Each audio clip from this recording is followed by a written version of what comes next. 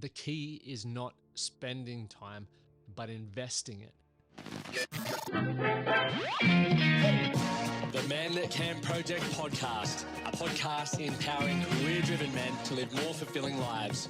We are here to challenge your beliefs, redefine success, and talk about the important stuff in a relatable way.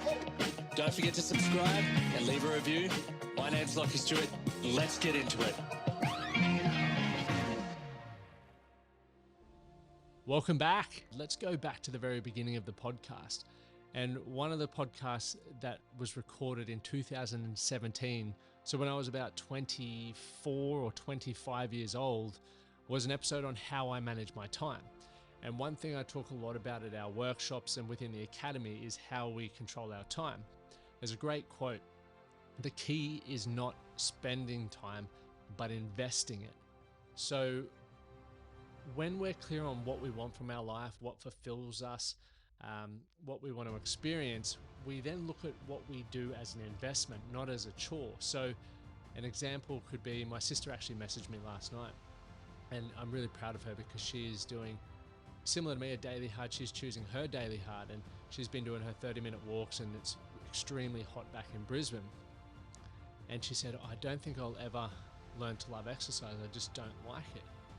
And I said, that's okay, just continue doing it and let's see if your relationship changes with it. And I think once we experience benefit, or we are aware of the upsides, we start to look at it as an investment. Because same with money, another example for those who want an example.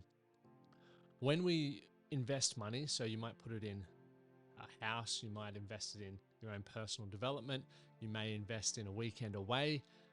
Sometimes it can be hard to part with the money because you'd rather see that savings in your account, but it's what you get from where the money goes. So for example, a holiday with your family might be the time that you guys need to connect and reconnect as a family. Putting it into an index fund, for example, over a sustained period of time may see your wealth grow, okay? Investing in your own personal development may help you learn skills or create contacts that are going to help you earn more money. Okay, so there's a shift that needs to happen. But what I want to talk about is 7 things that I do to manage my time. So you may have some other ones, and if you do, whether you're watching on YouTube or listening on Spotify or wherever you're listening, just drop in the comments. I'd love to learn from you guys as well, because I think everyone has ideas that work for them, but this is what is working for me. And as I mentioned, I did this when I was 24, 25, the last time I spoke specifically about this. And I listened back, so if you want to go have a bit of a laugh, listen, I've grown a lot, I think a little bit differently, and I definitely have incorporated some new strategies to help me maximize my time so that I feel more fulfilled. I get to spend time doing what I love with those that I love. So, number 1, accept that I am in control of my time. When life is not going to plan, I always would use the excuse of I don't have time to do the things that maybe I wanted to do or I knew I needed to do to get a better or create a better life. So when someone would say to me, I don't have time to go to the gym, or I don't have time to check out this opportunity, or I don't have time to read that book, I recognize that I used to be that individual. And whether you know, there are things that you don't have time to do because it's a priority or it's not a priority. But when we are clear on what we want, which I am, it now makes it very easy to go, okay, well, I'm in control of my time. Therefore, I can choose to do the things that I want to do. And yes, you may work for someone, which means technically, you know, they tell you what hours you have to work, but it's also your choice to be going there.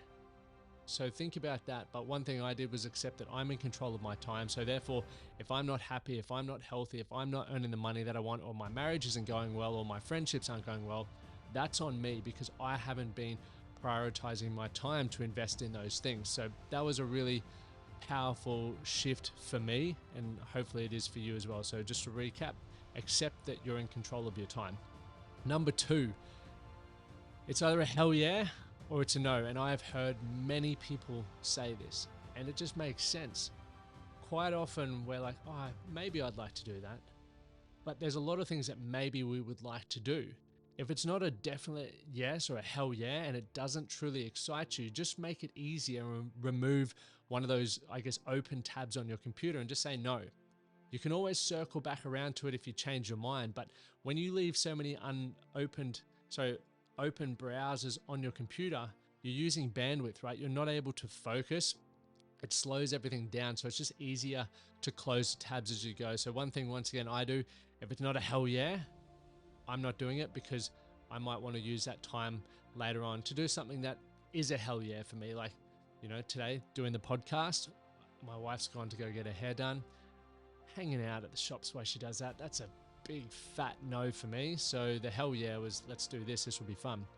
So number 3, The One Thing. There's a great book, The One Thing. And if you have not read it, I would highly recommend doing it. And the general gist of the book is choose to do the one thing that if you were to do it, everything else would become redundant, or it would help progress them forward. So every day I have that one thing, and sometimes it's, depending on the day of the week, sometimes it's work focused, sometimes it's relationship focused, other times it's health focused. Generally Monday to Friday, it is work focused. What's the one thing that if I get it done today, everything else will progress or will become redundant? And it just really helps me knock that one thing over so that I feel satisfied, I'm making progress, and it also helps me focus. Number 4, or actually I do have a quote for that. The quote for the one thing: the shortest way to do anything is to do one thing. So once again, you're not distracted, you're fully focused on that one thing. Let's go to number 4 now. So number 4 is a to-do list. And for me, the to-do list comes after my my one thing, right? Because there are definitely things that we need to do. And once again, they may be in the line of work. They may be, I have to get groceries on the way home. It may be, I have to respond to a few emails, whatever it is. Put that on the to-do list, but don't live and die by the to-do list. We can always have things to do, and that's how we become busy. And it'll go to one of my other points of delegation shortly. But I think it's very important to just focus on that one thing and be proud of yourself for doing that, and then allow the to-do list to come next. So I do have a to-do list, and it's always in my diary, but generally it's no more than 5 things. If I'm adding a bit more, I'll move it to a Saturday or Sunday, and then it's out of sight and out of mind. But when I'm prepping for the next week, I can review those things and go, okay, which of those things that I wrote down during the week really need my attention? Or some of them may have just been, a moment of energy where I'm like, I got to do that. Or I've seen a post or felt inspired to do something that is actually just distracting me from what is really important to me. So that's another thing that I do. Number 5, my daily must-dos, or the non-negotiables. We all have those things. We are what we repeatedly do. So if you were to look at your calendar and where you're spending your time, and here's a little tip for you. If you can't see where you're spending your time, maybe you want to start using a diary just so you can see where your time goes, because it'll show you who you're becoming and the results that you're getting. So things for myself is I value my health, I value my marriage and my friendships, and I also value my business. Therefore, I have some daily must-dos. Now, the daily must-do is I must exercise, not only for my physical health, but for my mental health. It's awesome. It just helps me prep the day. I must read or listen to a podcast because I want to learn, I want to be inspired, and I want to be challenged. So that's a really important non-negotiable. Spending time with my wife every single day. It's extremely important. That is, there's a great quote, the grass is greener where you water it. Water the things that are important to you. Okay, so think about what are the things that you must do daily, essentially the habits that you want to create that are going to shape your life. And obviously then for me as well, work. I want to grow and continue growing the Man That Can project, and most specifically our Strong Man of Value Academy, because I am committed to, or I'm on a mission to connect, influence, and empower 100,000 men to live inspired lives. So therefore, one, I have to practice what I preach, do things that inspire me, but I also have to be in the trenches, because if people don't know, right, especially men, if they don't know that there's a way to connect, be empowered and influenced to live inspired lives through our academy, how will they ever change their life? How will they ever achieve that? So that's on me. I have to be networking. I have to be creating content because it's moving me closer to my mission. Number 6, time chunking. This was game changing. I probably learned this back around the first time in 2017 when I did this episode the first time. But here's a quote. Realize that now, in this moment of time, you are creating. You are creating that next moment. That's what is real. That is what's real, sorry. So let me read that one again. Realize that now, in this moment of time, you are creating. You are creating your next moment. That is what's real. And that's a quote by Sarah Patterson. So when I think about the next moment, it then helps me start thinking about how do I want to chunk time? For example, I might, and let's use the three buckets that we always talk about. You've got health, wealth, relationships. And for me, I love to give time to those every single day. So the best way to chunk time so that you're not going to and fro is morning time. That's health, and that's spiritual, physical, emotional health, mental health. And that looks like my exercise. That looks like my reading and development. Okay, meditation when I decide I want to do that. But also just having a coffee in the morning with my wife, just stuff like that that really fills my cup.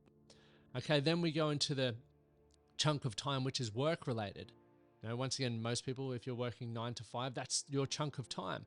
And then we have the afternoon time, right? That could be relationship, that could be health, for example. You just design your time, but when you're putting things that can piggyback off the bat, off each other, you're creating the next moment. So, example, and this is how we create routines, right? This is the great thing about routines and owning routines.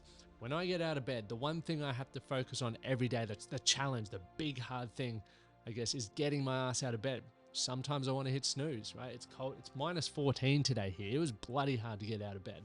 But I knew that if I just get out, that routine is going to kick over. I'm creating my next moment.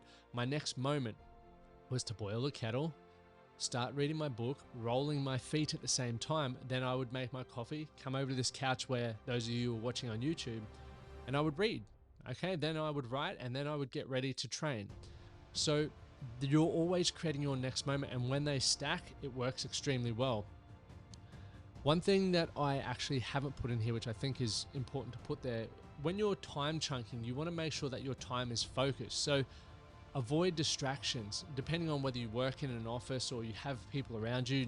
Amy and I here in Nashville, we have a 1-bedroom apartment at the moment, so we're technically living on top of each other.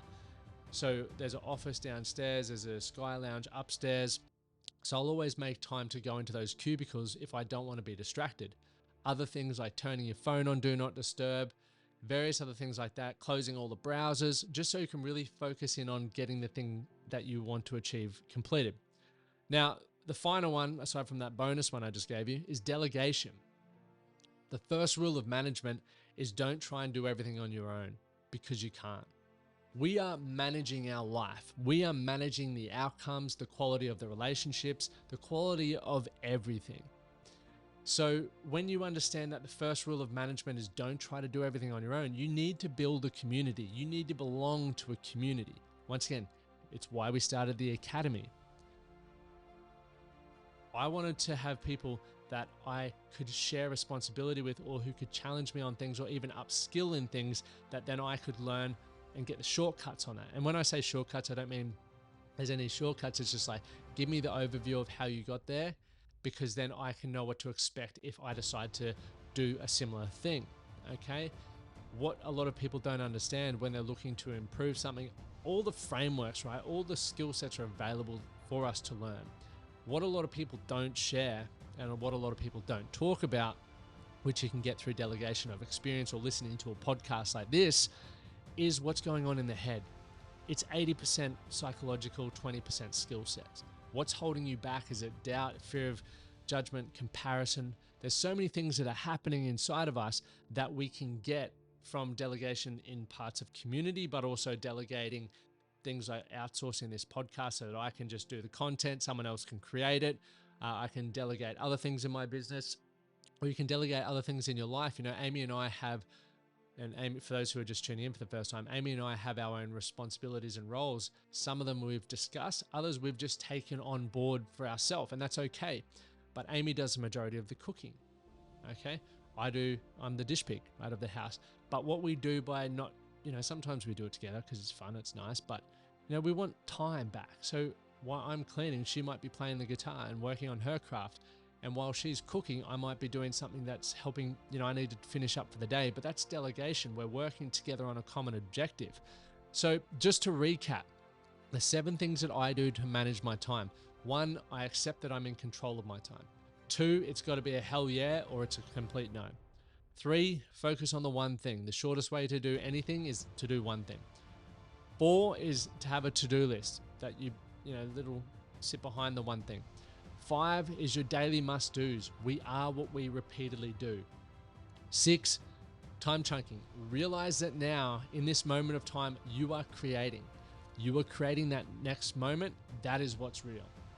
The bonus that I gave you was avoiding distractions. Okay, I manage times by turning notifications off, etc. And the final one is delegation. The first rule of management is don't try to do everything on your own, because you can't. So, guys, I hope you got value from this episode. And if you're tuning in for the first time, make sure you hit follow and share the episodes. It helps. One, I bloody love it. But if you have questions, connect with me on Instagram. If you're watching on YouTube, leave it in the comments. I'll be more than happy to hear your thoughts on this.